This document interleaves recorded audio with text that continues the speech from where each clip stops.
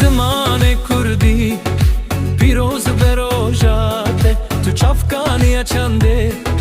rûme te gelê me Bi temizin bûn li ser vê ahê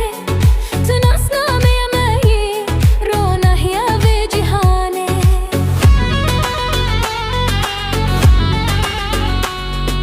dengê te tê ji çiyayên bilind û sar tu dermanê bênî tu yî bîra her dewar Her herfeke te dîroka me ye tıkaniya jiyanê tu rûmeta me ye Zimanê Kurdî rûmeta me yî tu hebûna me yî tu evîna me yî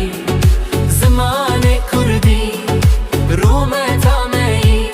tu hebûna me yî tu evîna me yî